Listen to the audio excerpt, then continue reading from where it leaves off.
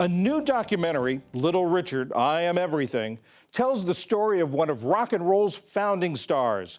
It premiered earlier this year at the Sundance Film Festival. That's where NewsHour co-anchor Amna Nawaz sat down with the director, Lisa Cortés. It's part of our arts and culture series, Canvas.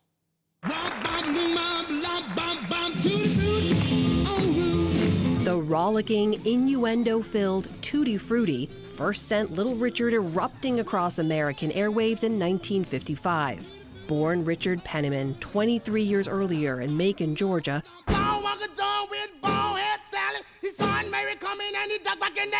Little Richard became known for his explosive stage presence and a larger-than-life persona. Shut up! A new documentary, Little Richard, I Am Everything, by filmmaker Lisa Cortés, explores the impact of the iconic musician. What I've done in the film is to actually present him as stardust, as someone who's like a supernova from another planet that just, boom, burst, and all this stardust comes to the earth, and that's like the essence of Richard. And part of my thesis is that we all have a little bit of his DNA in us. That DNA, she says, is most clear in our music. One of rock and roll's founding fathers, Little Richard bridged the worlds of rhythm and blues, gospel, and soul with showmanship that was all his own. From the balcony we hear, "I am an atom bomb," eyes wide open in a cape. And he jumps off the balcony, ran up to the stage, and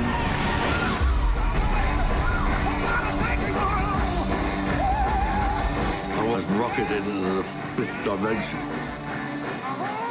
I wasn't of this earth anymore. His performance was rooted in both black and queer tradition.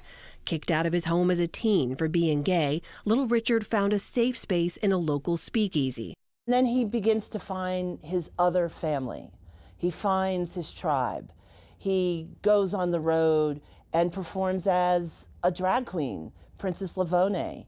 So it's a really special way that he comes into the world. I am the king of rock and roll! His energy and music went on to inspire generations of performers. The Rolling Stones, who are a bar band that opened for him for 30 days in a row, and as Mick Jagger so lovingly shared, he's like, I sat there on the side of the stage for 30 days and learned that I could own a stage and I could be performative because of Little Richard. A then little-known band called The Beatles toured with him in 1962. Little Richard is the king of shade. And one of the best lines in the film is when he's talking about the Beatles and he says, ain't nobody know them but their mothers. I mean, it's like, but wait a minute, there's a Beatles. You know, every great artist brings something on their own, but every great artist also samples a little bit from somebody who came before them. Her name's Sue. But many white artists simply copied his work wholesale, often with great success. When you see the influence he had on, in particular, white artists and white bands who went on to be much more successful, there's a voice in the film that says it goes beyond appropriation and it's more like obliteration. Obliteration means a negation of what someone has contributed. And it also means that by negating them, they don't have the opportunity to make money off of what they have contributed.